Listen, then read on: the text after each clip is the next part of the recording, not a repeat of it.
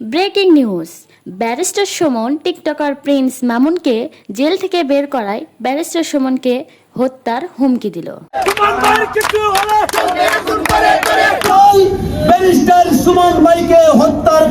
Barrister Sumon TikToker Prince মামুনকে jail থেকে বের করায় ব্যারিস্টার সুমনকে হত্যা করার হুমকি দিলেন কিছু কন্টাক্ট কিলাররা। তো বন্ধুরা, শুধু তাই না, আজকের ভিডিওতে দেখানো হবে এই টিকটকার প্রিন্স মামুন জেল থেকে বের হয়েছে এই বিষয়ে লায়লা কি বললেন প্রিন্স মামুনের উদ্দেশ্যে, এবং ব্যারিস্টার সুমনকে হত্যা করার কথা শুনে ব্যারিস্টার সুমনের ভোটার ও ভালোবাসার মানুষরা ব্যারিস্টার সুমনকে নিয়ে কি মন্তব্য দিলেন সেটাও আজকের ভিডিওতে দেখানো হবে। সেই সাথে দেখানো হবে ব্যারিস্টার সুমনকে হত্যা করার হুমকি দিলেন এই বিষয়ে কি বললেন ব্যারিস্টার সুমন।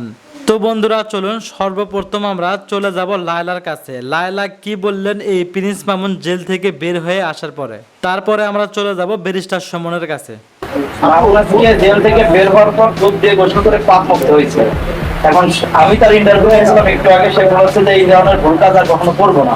তো সেই বিষয়ে আপনি কি বলবেন?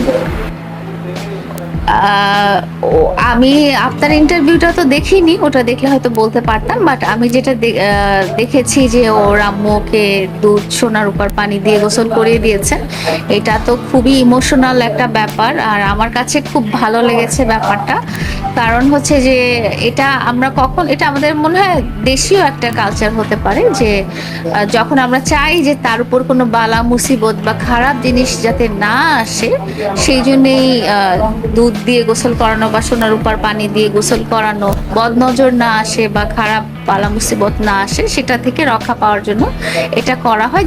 যেটা করা হয়েছে আমার কাছে খুব ভালো লেগেছে জিনিসটা, মানে আমি খুব ভালো ফিল করেছি এই ব্যাপারটা। আমরা যখন দেখছি যে তার অ্যাডভোকেটের সাথে মামুনের একাধিক টিকটক বা তার সাথে একটা বন্ধুত্বপূর্ণ সম্পর্ক, এই জিনিসগুলা, তাহলে কি দ্বিতীয় ব্যক্তি সেই অ্যাডভোকেট লিজা কোনো আঙ্গুল তুলছে? আমি কোনো আঙ্গুলই তুলছি না, কারণ উনি আমি যেটা বলছি যে উনি একজন আইনজীবী, সেই হিসেবে আমার সম্পূর্ণ সম্মান, এবং মামুনের যেহেতু একটা আস্থাভাজন ব্যক্তি উনি, আমার মানে সমস্ত আমার সাথেও ওনার কথা হয়েছে, এবং আমার সাথেও উনি কিছু ভিডিও করেছিলেন, ওনার আইডিতেই আছে। সো আমারও আস্থাভাজন ব্যক্তি উনি, এবং উনি এই কোয়েশ্চেনটার জবাবটা কিন্তু গতকাল রাতে একটা সংবাদ সম্মেলনে উনি বলেছেন যে উনি কোন পরিস্থিতিতে উনি টিকটক করেছেন। আসলে কি আপনাদেরকে এই জিনিসটা বলি, মামুন তো অনেক মোটামুটি সামাজিক যোগাযোগ মাধ্যমে অনেকটাই জনপ্রিয়, এবং ও যেখানেই যায় না কেন সবাই আসে, একটু সেলফি তুলতে আসে, একটু টিকটক করতে আসে। শুধু লিজা আপার কথাই কেন বলছি, এখানে বাইরে গেলে অনেক মেয়েরাই আসে। হয়তো আপনাদের এই মানে এই সিচুয়েশনে ওনাকে চোখে লেগেছে, বাট এটা খুব আনকমন কিছু না। ও যখন বাইরে যায়, কোনো প্রোগ্রামে যায়, আমি পাশে থাকতেও ইভেন মেয়েরা এসে ওর সাথে টিকটক করে, বিকজ ওর টিকটক গুলো অনেক ভালো হয় বা পপুলার হয়। তো এটা আনকমন কিছু না, অবশ্যই নেই। এখন মামুন বাইরে পাখির মতো ডানা মেলতে মেলতে যেখানে উঠছে সেখানে উড়ে যাবে, যে গাছে বসতে চায় সেই গাছে বসবে, যেই গাছে ফল মধু খেতে চাই খাবে। সেক্ষেত্রে আবারও কোনো মামলা বা তাকে আবার তার বিরুদ্ধে আর কোনো অ্যাকশন আপনি যাবেন? আসলে এখানে কিন্তু দুটো মামলার ব্যাপার হয়েছে, এবং দুটো মামলাই কিন্তু খুব ভ্যালিড গ্রাউন্ডে হয়েছে। যেমন প্রথমটা ছিল যে আমাকে ফিজিক্যাল অ্যাসল্ট করার ব্যাপারটা, যেটাও কিন্তু আমি অনেক দিন পরে, অনেকবার অ্যাসল্টেড হওয়ার পরে করেছি। হ্যাঁ, মানে এমন না যে আমাকে প্রথম দিন মারলো, আমি প্রথম দিনই যে আমি একটা পুলিশ কেস করে দিয়ে আসলাম, সেটাও 3-4 বার ঘটনা হওয়ার পরে। তা একটা স্টেজে আমার মনে হয়েছে যে আসলে মামুনের এই দিকগুলো বা এই পয়েন্টগুলো একটু শুধরানো দরকার আছে, কারণ ও হয়তো নারী জাতিকে ওইভাবে রেসপেক্টটা করার এই সাইডে ওর হয়তো একটু ল্যাকিংস আছে। এবং সেকেন্ডটা তো বলেছি যে আমার আসলে স্বীকৃতিটা পাওয়ার জন্যই করা। তো আমার মনে হয় যে এগুলো হচ্ছে যে আমাদের দুজনের অবস্থানকে ক্লিয়ার করার জন্য। এমন না যে আমি মামুনকে শাস্তি দিয়ে খুব হ্যাপি হব বা মামুন কষ্টে থাকলে আমি হ্যাপি হব বা আমি এটাই চাই যে মামুন কষ্টে থাকুক, না না, এটা কখনোই না, এটা কখনোই না। শেষ প্রশ্ন, মানুষ ভয়কে মানে ভয় জিনিসটা খুব ভালো খারাপ জিনিস, ভয় থেকে অনেক কিছু কাজ থেকে সরে যায়। যেখানে একটা কোনো জেল খেতে বের হয়, মানে জেল জায়গাটা চলে যায়, অভ্যস্ত হয়ে যায়, তারপর কিন্তু আর জেলের ভয়টা তার মধ্যে থাকে না, অন্তত ঘুরে আসছে। সেক্ষেত্রে মামুন এখন মুক্ত, এখন যদি আপনার কাছে সে ফিরে না আসে তাহলে আপনি কি করবেন? এটা সম্পূর্ণ ওর হাতছাড়া হয়ে গেল কিনা, যে আপনি একটু ভুল করে ফেললেন কিনা তাকে জেল। এটা হয়েছে কি যে মামুন কিন্তু ওর কিন্তু সম্পূর্ণ স্বাধীনতা আছে ডিসিশন নেওয়ার।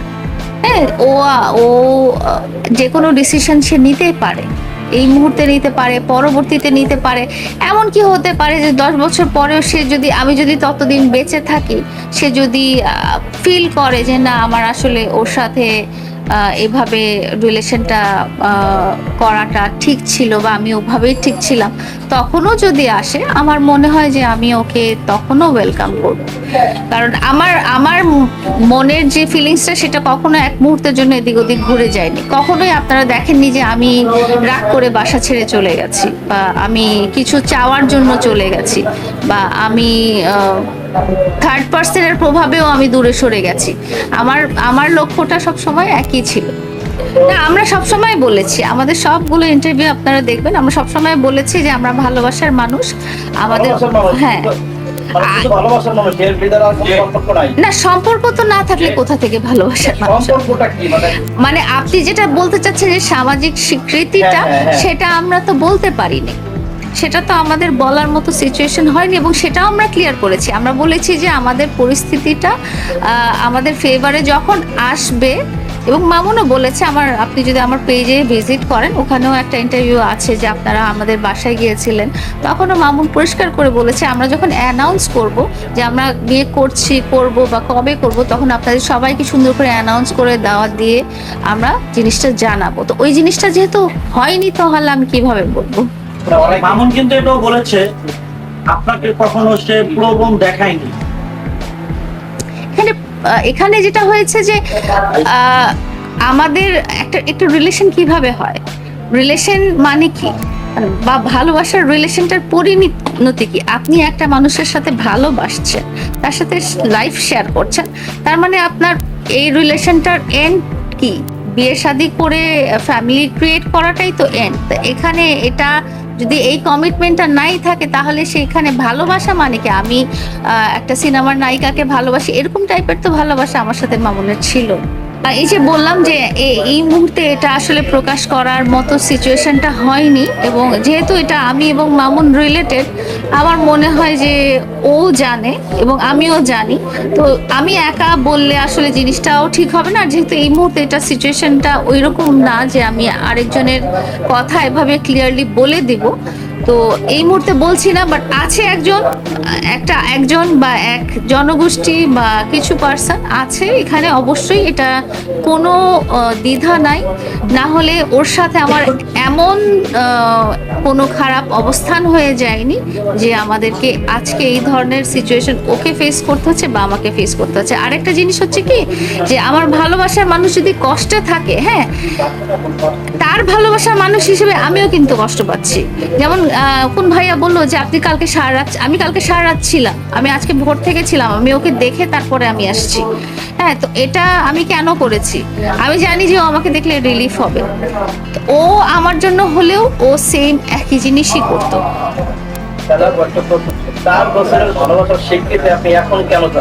আমি আসলে আগেই চেয়েছি, আপনাদেরকে সবসময় ইন্টারভিউতে কিন্তু আমরা বলে এসেছি যে আমাদের একটা রিলেশন আছে, ভালো রিলেশন আছে, এবং আমরা একজন আরেকজনের সোলমেট। এবং লাইফ পার্টনার। এবং মামুন অনেকবার বলেছে আমরা কবে বিয়ে করব বা কবে কি করব সেটা আমরা অ্যানাউন্স করব, আপনাদের সবাইকে দাওয়াত দিয়ে বলবো।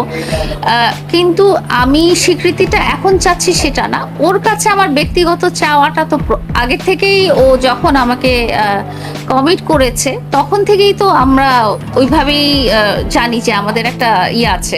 আপনার অনেক ইন্টারভিউতে আমরা জানতে পেরেছি যে কমিটমেন্টটা থেকে আছে বলেই আমরা জানি যে আমাদের একটা কিছু হতে যাচ্ছে পারিবারিকভাবে, পারিবারিক সম্মতিতে। তো যখন দেখা গেছে যে হচ্ছে না, হ্যাঁ হচ্ছে না, ডিলে হচ্ছে, নানা কারণে ডিলে হচ্ছে এবং একটা স্টেজে যে মামুন কিন্তু মানে লাস্ট যে আপনাদের সাথে একটা সংবাদ সম্মেলন করলো, সেখানে কিন্তু আপনারা দেখবেন যে মামুনের সমস্ত বডি ল্যাঙ্গুয়েজ থেকে শুরু করে কথাবার্তা এবং সমস্ত কিছুই খুব ডিফারেন্ট, যেটা 4 বছরে আপনারাও কিন্তু মিলাতে পারবেন না। আপনারাও অনেক ইন্টারভিউ নিয়েছেন কিন্তু আপনারাও মিলাতে পারবেন না যে এই কথাগুলো আসলে এতটাই ডিফারেন্ট কেমন করে হলো। তো এটাই বলছি যে এখানে যেহেতু একটা 3rd পার্সন 4th পার্সন বা একটা পরাশক্তি চলে আসছে, যেটার প্রভাবে হতে পারে বা যেটা যারা চায় যে আমরা দুজন একসাথে থাকি না, সেজন্যই আমি এতটুকু ডেসপারেট হয়েছি। আপনাকে অনেকবার প্রশ্ন বলতে চাই, ব্যারিস্টার সুমন ভাইকে হত্যার প্রচেষ্টা যারাই করবে তাদের বিরুদ্ধে আমাদেরকে দাঁত ভাঙ্গা জবাব দিতে হবে। অনেক কৃতজ্ঞ যে আপনারা এই ঝড় বৃষ্টি এবং এই প্রাকৃতিক দুর্যোগের মধ্যে আমার ভাইয়ের হত্যা প্রচেষ্টা যাতে সবাই প্রশাসনের দৃষ্টি কামনা করছি। এবং আমি মাননীয় প্রধানমন্ত্রী শেখ হাসিনার প্রতি আমার বিশ্বাস আছে যে আমরা দিনের ভিতরে তার খুনিদেরকে এবং আমরা খুনিদেরকে উনি ধরিয়ে দিবেন।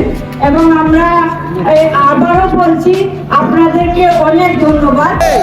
এই বাংলাদেশের কোনো ঘরে আগুন জ্বলবে না, কোনো দোকানপাট খুলবে না, কোনো প্রশাসন সুন্দরভাবে অফিসে বসতে পারবে না। কেন হত্যা করা হবে ব্যারিস্টার সুমনকে? কি কারণ, কি অপরাধ তার? আমি তো দেখতেছি যে 1975 সালে আমাদের জাতির পিতা বঙ্গবন্ধুকে যেভাবে হত্যা করা হয়েছিল ন্যায়ের পথে চলার জন্য, এই যে স্বাধীন পতাকা আমাদেরকে দেওয়ার জন্য, বাংলা ভাষায় কথা বলার অধিকার দেওয়ার জন্য, তাহলে সেই চক্রান্তকারী ষড়যন্ত্রকারী এখনো দেশে বিদ্যমান। তারাই যাচ্ছে যে ন্যায়ের পথে চলা ব্যারিস্টার সুমনকে হত্যা করে বাংলাদেশ থেকে ন্যায়কে একেবারে মেয়েটাকে মুছে ফেলার জন্য। তাই আমি চাই এটার জন্য একটি সুষ্ঠু কমিটি গঠন করা উচিত প্রশাসন মহোদয়দের। কেন হত্যা করার জন্য তাকে হুমকি দেওয়া হবে? আমার তো মনে হয় সেটা শুধু সাইদুল হক সুমনকেই হত্যা করার হুমকি দেওয়া হচ্ছে না, হুমকি দেওয়া হচ্ছে ন্যায়ের প্রতি যারা কথা বলবে, ন্যায়ের প্রতি যারা চলবে, যারা ন্যায়ের জন্য প্রতিবাদ করবে, তারা আমাদের ভাষাকে স্পষ্ট করে দেওয়ার কথা যেটা আমাদেরকে জানিয়ে দিচ্ছে।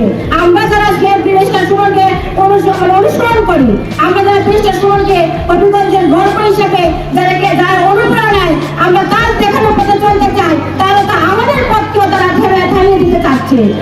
আমার মনে হয় এটা ব্যারিস্টার সুমনকে হত্যা করা হচ্ছে না, হত্যা করার হুমকি দেওয়া হচ্ছে না, এটা আমাদেরকেও দেওয়া হচ্ছে। মনে হয় আমরা যারা ন্যায়ের পথে চলে করতে চাই, আমরা যারা ন্যায়ের পথে প্রতিবাদ করতে চাই, আমাদের প্রত্যেককে রাজপথে আমাদের চলে আসা উচিত এবং এটার সুস্থ কমিটি গঠন করা না পর্যন্ত আমাদের এই রাজপথ না চলে যাওয়া উচিত। তাই আমি সবার কাছে, জেলা প্রশাসক মহোদয়ের কাছে আমি অনুরোধ করতে চাই, আপনি অতি সত্তর একটি সুস্থ তদন্ত কমিটি গঠন করুন। কেন ব্যারিস্টার সুমনকে হত্যার হুমকি দেওয়া হবে, তার অপরাধ কি, সেই তদন্ত বের করতে হবে। আর যতক্ষণ পর্যন্ত সেই হুমকিদারকে অ্যারেস্ট না করা হবে, আমরা শুধু মানববন্ধন নয়, রাজপথ আমরা নিয়ে নেব। একত্রিত হয়ে ব্যারিস্টার সুমন আমাদের হবিগঞ্জের গর্ব নয়, আমাদের বাংলাদেশের গর্ব। ব্যারিস্টার সুমন আর তৈরি হবে না। যেভাবে আমরা জাতির পিতা বঙ্গবন্ধুকে হারিয়েছি, আর বঙ্গবন্ধুকে পাই নাই, আমরা আর ব্যারিস্টার সুমনকে আমরা হারাতে চাই না। তাই আমরা বলবো যে তার নিরাপত্তার জন্য প্রতি সত্তর আপনারা জানেন যখন সিলেটে বন্যা হয়েছিল, বাংলাদেশের মধ্যে সর্বপ্রথম এগিয়ে কে গিয়েছিলেন আপনারা বলেন? ব্যারিস্টার সুমন। কোন দল কোন মতের আমি মনে করি না। ব্যারিস্টার সুমন বাংলাদেশের সম্পদ। বাংলাদেশের সম্পদকে আমরা বাঙালিরাই যত্ন করতে হবে। বাংলাদেশের সম্পদকে আমরা বাঙালিরাই গর্ব করে অহংকার করে তার পাশে আমরা দাঁড়াতে হবে।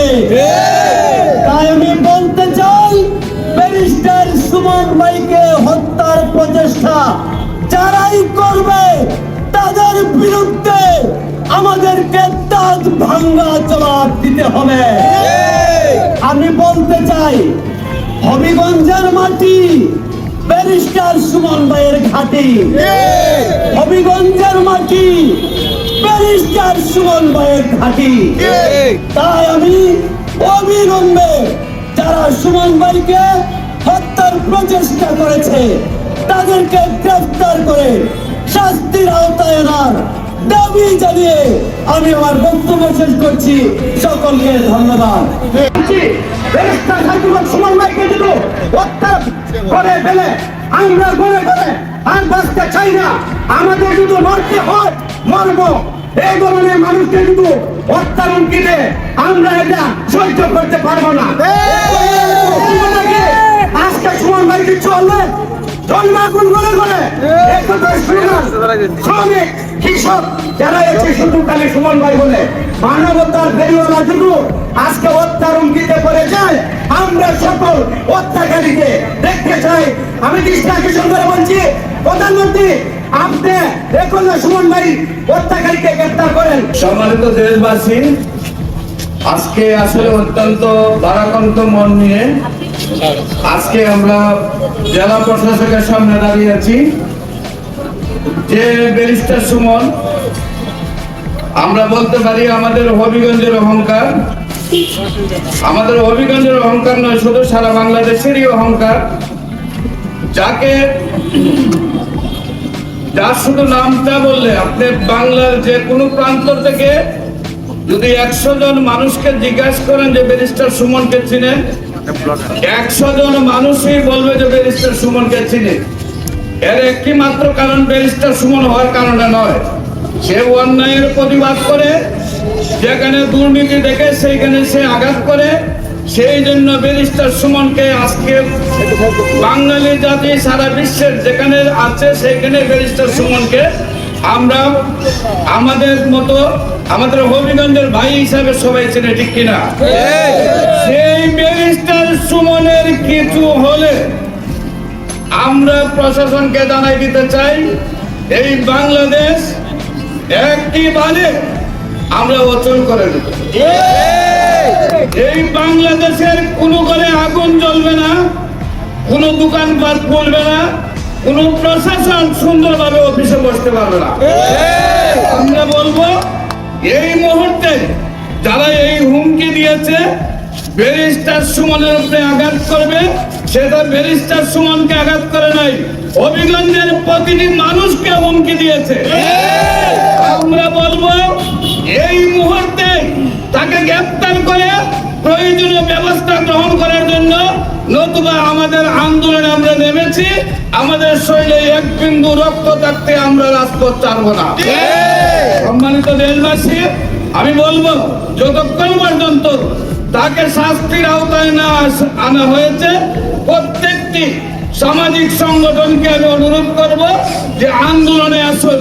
প্রত্যেকটি রাজনৈতিক সংগঠনকে বলবো দলমত নির্বিশেষে সুমন আমাদের ভাই, সেই ভাইয়ের পাশে দাঁড়িয়ে আপনারা সেই আন্দোলনে অংশগ্রহণ করবেন, এই আশা ব্যক্ত করে আমি বিদায় নিচ্ছি। সবাইকে ধন্যবাদ। আসসালামু আলাইকুম ওয়া রাহমাতুল্লাহি ওয়া বারাকাতুহু। আজকের আয়োজকদেরকে আমি ক্যান্সার স্পেশালিস্ট ডাক্তার শামসুর ধন্যবাদ জানিয়ে শেষ করছি। এই হত্যার প্রচেষ্টার তীব্র নিন্দা জানাচ্ছি এবং মাননীয় প্রধানমন্ত্রীর কাছে উনার জীবনের সুরক্ষার দৃঢ় দাবি জানাচ্ছি এবং উনি যেন আমাদের মানিকগঞ্জ হবিগঞ্জকে তথা বাংলাদেশের জন্য একজন দৃষ্টান্ত হয়ে সারা জীবন বেঁচে থাকতে পারে এবং ওনার মন মতো কাজ করতে পারে সেই ব্যবস্থা আমাদের সরকার করে দেবে সেই প্রত্যাশা রাখছি। ধন্যবাদ। তাদের বাধা হয়ে যারা দাঁড়াতে চায় তাদের প্রতিবাদ আমরা অবশ্যই করবো এবং হবিগঞ্জবাসী সবসময় তার প্রতিবাদ করে যাবে। এই জন্য আমি আমার আমি বেশা সাজুল হক সুমনের জন্মস্থান চুরানগরের মানুষ। আমি দীর্ঘদিন যাবৎ সুমনবার সাথে বিভিন্ন ক্রীড়া অঙ্গনের, সামাজিক অঙ্গনের, সাংস্কৃতিক অঙ্গনে কাজ করেছি। উনি যখন ঢাকা বিশ্ববিদ্যালয়ে ছাত্র ছিলেন তখন থেকে ওনার সাথে আমার কাজ করার সুযোগ হয়েছে। আমি একটা জিনিস বলবো, ব্যারিস্টার সুমনকে এনেছে বাঁচিয়ে রাখতে হবে একটি কারণে, উনি একজন সৎ মানুষ। উনার মাধ্যমে কোনো দুর্নীতি হবে না, কোনো মানুষ ক্ষতিগ্রস্ত হবে না। ওনার কোনো টাকা পয়সার প্রতি লুট নেই, লুটপাটা ছিল না, থাকবেও না। অতএব এরকম একটা মানুষকে যদি আমরা বাঁচিয়ে রাখি আমাদের দেশ অনেক দূরে গিয়ে যাবে। এবং আমাদের করুন, আমরা মনে করি এই ব্যারিস্টার সুমনের মাধ্যমে আমরা আরো স্বপ্ন রাখবো, আমরা আরো অনেক তরুণ প্রজন্ম জেগে উঠবে ব্যারিস্টার সুমনের মতো। আমি এই জানাচ্ছি আমরা চাই আমাদের ছেড়ে দিয়েছি। উনি বলেছিলেন সংসদে যারা আপনারা আছেন আপনারা কি পৃথিবীতে সারা জীবন থাকবেন? আপনারাও পৃথিবীতে থাকবেন না। আমি সত্যের পক্ষে কাজ করব, আমি ন্যায়ের পক্ষে কাজ করব। উনি দল মত নির্বিশেষে তিনি মানুষের পক্ষে দাঁড়িয়েছেন। অনেকে বলেছেন উনি তার নিজের জন্য এমপি হওয়ার জন্য কাজ করছেন, কিন্তু আপনারা দেখেছেন সুনামগঞ্জে যখন তিনি বুক সমান পানি নিয়ে মানুষের সাথে দাঁড়িয়েছিলেন, সুনামগঞ্জে তিনি তো এমপি হবেন না। তিনি সুনামগঞ্জে কেন কাজ করেন, তিনি সিলেটে কেন কাজ করেন? একটা জিনিস বলতে চাই, আপনারা হয়তো জেনে থাকবেন আইজিপি বেনজিরের বিরুদ্ধে যখন দরখাস্ত দেওয়ার প্রয়োজন ছিল তখন তিনি একটি লোক পান নাই। তাকে নিজ হাতে এই দরখাস্তটি দুর্নীতি দমন কমিশনে দিতে হয়েছিল। এই লোকটার পাশে যদি আমরা না দাঁড়াই ভবিষ্যতে কেউ অন্যায়ের বিরুদ্ধে কথা বলবে না, কেউ ন্যায়ের পক্ষে কথা বলবে না। তাই সময় এসেছে আমাদের তার পক্ষে দাঁড়ানো।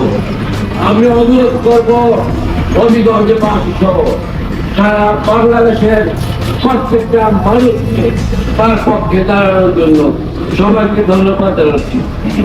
একজন ব্যারিস্টার সুমন তৈরি করা অনেক কঠিন, কিন্তু ধ্বংস করা সহজ। সম্মানিত দেশবাসী, আমরা যে যেখানে থাকি না কেন সবার যার যার অবস্থান থেকে আমরা মানববন্ধন করব, প্রতিবাদ জানাবো এবং আমরা আমাদের যথাযথ চেষ্টা করব যাতে, এবং আমি প্রশাসনের দৃষ্টি আকর্ষণ করছি যাতে দ্রুত এই হুমকি দাদাকে ধরে অবরুদ্ধ করা যায় সেই চেষ্টা করার জন্য। আজকে আর কালকে আপনারা আমার সাথে কেউ সেলফি তুলতে পারতেন না, কারণ আমি একটা খবর পাইছি সিরিয়াসলি যে 2-3 দিনের ভিতরে একটা গ্রুপ ঘুরতেছে আমার মারবার লাগি। যেভাবে আমি পাইছি আমার সিকিউরিটি আমি বিশ্বাস করি উপরে আল্লাহ নিচে আমার এলাকার মানুষ। অন্য কেউ হইলেও তো আজকে মাঠও আইলো না, আমি মাঠও আইছি। আমি চাই মরলে, আমি সোনাঘাটটা মরলে সবচেয়ে বেশি খুশি হইব যে অন্তত আমার মাটিতে আমার যেন আমার সবকিছু আমার মাটিতেই হয়। তাও আমি ভয়ে আমার কোনো কিছু কাজ আমি বন্ধ করব না। শুধু আপনাদেরকে বলবো আমি একটা এক্সট্রা সিকিউরিটি আপাতত যে কোনো কেউ আমি শরীরের কাছে এলাও করবো না। আপনারা আপাতত আজকে কালকে সেলফি তুলবেন না, কারণ গেলে ফিরানো যায় না। এখন অনেকে কে কোন মন নিয়ে যায় বোঝা যায় না। সবাই তো মনে হয় মনে আমার সোনাঘাট তালুক করে, কিন্তু দেখা গেল এই মাছালা দাম বা ইয়ের সাথে এটা তো হইতে পারে না। কোন সময় ওটা রাসেল ভাই করছে আপনার ভাই আচ্ছা আপনার একটা পিচ্ছেন আপনারা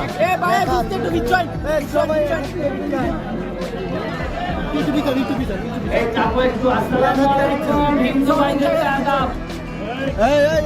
আমাদের মেহমানরা আসছেন মাননীয় আইনমন্ত্রী আনিসুল হক সাহেবের এলাকা কসবা থেকে আসছেন আইনমন্ত্রীর সাথে স্বতন্ত্র এমপির খেলা নাকি, আর সাথে আসছেন আমাদের আজকে যেহেতু উনি বাইরে থেকে আসছেন অতিথি, উনি আমাদের প্রধান অতিথি, আমাদের যে নবীনগর উপজেলা ব্রাহ্মণবাড়িয়ার নবীনগর উপজেলার কৃতি সন্তান, যিনি এইবারের একজন এমপি ক্যান্ডিডেট ছিলেন ব্যারিস্টার জাকির ভাই, উনি আমাদের মাঝে উপস্থিত হয়েছেন। উনার এলাকায় আমি 2 বার গিয়ে ফুটবল খেলে আসছি আমরা, একবার উনি জিতছেন, একবার উনি হারছেন, আর 3 বার মনে গেছে, 2 বার। আজকে রেজাল্টটা কি হয় বুঝি না, তবে এদের প্লেয়ারদের লক্ষণ দেখা যাচ্ছে এরা একটু তাজা মনে হইতেছে বেশি, কারণ আইনমন্ত্রীর এলাকা তো, আইনমন্ত্রীর এলাকা হওয়াতে এরা হৃষ্টপুষ্ট, আর আমরা তো এলাম গিয়া স্বতন্ত্র এমপি, আর আগে যে এমপি আছেন আমরা মিলে খাওয়াইছি যেটা এটা হইছে না, খাই দিছে এক্সট্রা বেশি, যার কারণে আমার প্লেয়াররে অত তার গ্রামে বানাইতে পারছি না। তারপরও সোনার একটা বলা 80-90 টাকা তোলা নেই, আমি আমার টিমরে কইরে পাই সাইডোনা বলা হলে তুলে রাখতো, আর আমি এমপি যাবে আর বেশি দিন মনে রেখে পারতাম না, ইদিন আমার দাঁত তো ভেঙে গেছে, এভাবে দাঁত ভাঙলে এমন গনি মারছে, এরপরে দাঁত ভাঙবায় সেটা সিনাই করবে খিতাব দাঁত খিয়া ভেঙে দিচ্ছে তোমার, এবারে এই জবাব আমি দিতে পারতাম না। আমি চেষ্টা করে যাইতেছি মাঠও থাকিয়া আপনারা লেখা ভালো ভালো খেলা আমি উপহার দিতাম চাই। আমি এখানে আছে আমাদের জাপানি মালিক ভাই লোকে আমার আপন ভাই বুঝতেই পারবে, এই একটা মাত্র লোক যে কোনো ব্যাপারে মাইন্ডে মনে করে এমপি ছাড়া গেলে কিছু মিলবো, আর আমি মনে করি মালিক ভাইয়ের কাছে গেলে কিছু মিলবো। এই লোকে মালিক ভাই আমরা একটা আপনারা আনন্দের লেখা সোনারঘাট মাধবপুরের আনন্দের লেখা আগামী 10 তারিখ থেকে আমরা একটা আমন্ত্রণমূলক গোল্ড কাপ হোক অথবা 2 লাখ টাকা প্রথম পুরস্কার, আমরা আমন্ত্রণমূলক মিনিমাম 10 থেকে 15টা জেলায় আমরা দাওয়াত দিব। এই সোনারঘাটের মাঠে এবং মাধবপুর স্টেডিয়ামে খেলা হবে। এই যে প্রতিদিন বিভিন্ন জাতের দামি দামি প্লেয়ার আইব, মজা লাগে না? নাগালে ফুটের সময় এরা খেলা জমা উঠবো। সোনারঘাটের গোস্বামী নির্বাচনের আগে আকাশে বাড়িতে উঠবো, নিচে খালি বলের গাছ থাকবো, এরপরে মাঠে খেলা হইব, গ্রামে গ্রামে ফুটবল থাকবো, বুঝতাম নি? সবাই বাড়তেছে সোনারঘাট, খালি ঘন্টাছে বাড়তে সুবিধা, কারণ এরা দেখছে ব্যারিস্টার এমপিয়া ঘুষ খায়ও না, তার সাথে কেউ খাইলে জাগাত তালাক। আমার সাথে যে লাইন আছে কেউ কে হইয়া দিছে বলছি ইয়নো সবাই হইয়া দেওয়া আছে। ব্যারিস্টারের নামে গিয়া কোনো বেলায় যদি গিয়া খালি বেটাগিরি দেখায়, সাথে সাথে ইও হলনে যাবে ভাই, ইতার চলতো না, আগে যেটা চলছে। যাই মারতো আর মারতাম না, আশা করি ভালো খেলা হইব, আপনারা ভালো খেলা উপহার দিবা। আমি এই পর্যায়ে আমাদের জাকির ভাইকে এই আমাদের সালম ভাইকে 2 কথা এরপরে জাকির ভাই শেষ করবে। Thank you. সোনারঘাটবাসী, আপনাদের কাছে আজকে আমরা কর্মদের খেলতে এসে যে সম্মান প্রদর্শন করতেছি, এটা আমাদের জন্য অনেক পাওয়ার ছিল। সুমন ভাই সবসময় বলে ঘাম রাখতে বেমানি করে না, এই জন্য আজকে অনেক ঘামতে আমার একাডেমি নিয়ে আপনাদের রেখেছি। আশা করছি যে আমরা ইনশাল্লাহ বিজয়ের হাসি হেসে যাবো। যদি বিজয় নাও হাসতে পারি, সুমন ভাই যদি বিজয় হয় তাহলে আমাদের বিজয় ইনশাল্লাহ, কারণ সুমন ভাই বিজয় সারা বাংলাদেশের বিজয়। আজকে আপনারা জানেন আমার মেয়ে অসুস্থ, আমি অ্যাম্বুলেন্সে রেখে ঢাকা পাঠিয়ে তারপর আমি খেলতে আসছি জবান দেওয়ার জন্য। সেই জবানটুকু আজকে আমি রক্ষা করতে পেরেছি। আশা করছি সামনে আমি সবার সামনে বলতে চাই, এই সারা বাংলার সেই মানবতার ফেরিওয়ালা এই সুমন ভাই আবারও 10 বার মাটিতে ইনশাল্লাহ যাবে। এর মধ্যে আমাদের সুমন ভাই করবে ইনশাল্লাহ। আমরা করবো, আর সবাই চাই কি চাই না? আবার জুড়ে বলেন। আমি ধন্যবাদ জানিয়ে শেষ করছি এবং এই মাদক মুক্ত খেলাধুলাকে সবসময় এগিয়ে নিয়ে যাওয়ার জন্য সুমন ভাইয়ের পাশে আছি, থাকবো ইনশাল্লাহ। ধন্যবাদ সবাইকে। আসসালামু আলাইকুম। এখন জাকির ভাই দুই কথা বলবে। আসসালামু আলাইকুম প্রিয় ফুটবল প্রেমী ভাইয়েরা, আপনাদের সবাইকে আমার রাজনীতির জনপদ ব্রাহ্মণবাড়িয়া 5 নবীনগর এলাকাবাসীর পক্ষ থেকে অনেক অনেক শুভেচ্ছা, শুভকামনা। ব্যারিস্টার সাইদুল হক সুমন আমার অত্যন্ত আত্মার মানুষ। আমরা একসাথে কোর্টে লড়ি, আমরা একসাথে রাজপথের আন্দোলন করি।